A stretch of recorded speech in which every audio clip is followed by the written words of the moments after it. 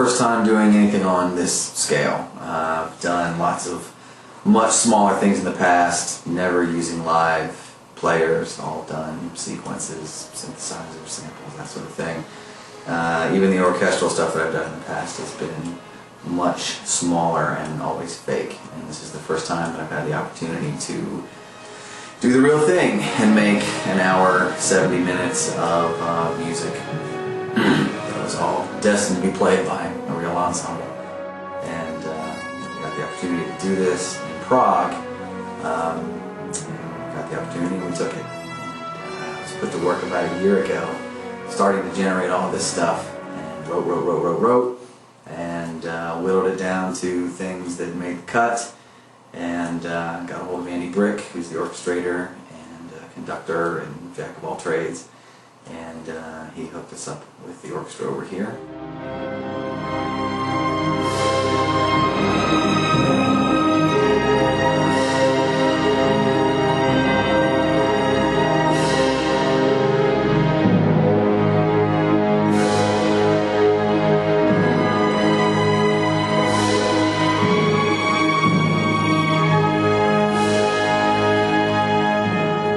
Going through what Andy and Martin, the orchestrators, refer to as MIDI-itis, where I'm being essentially deflowered, since this is my first experience taking computer-generated, synchronized, quantized, rigidized, lifeless music and giving it to 60 living, breathing, warm-blooded humans to play.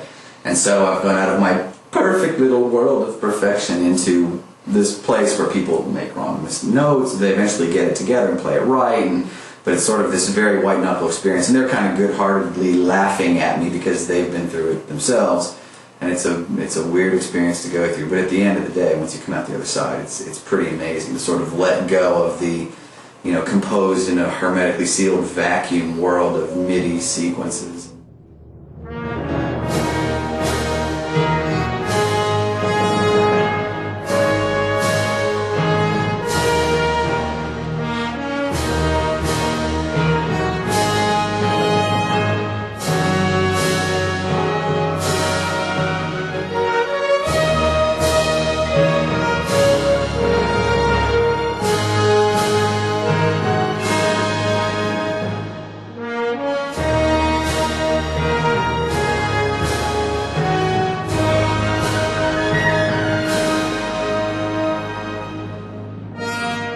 Predominantly, the music is all about the 6 distinct races. And so at the very beginning, we said, what is a dwarf? What is an orc? What is a high elf? So on and so forth.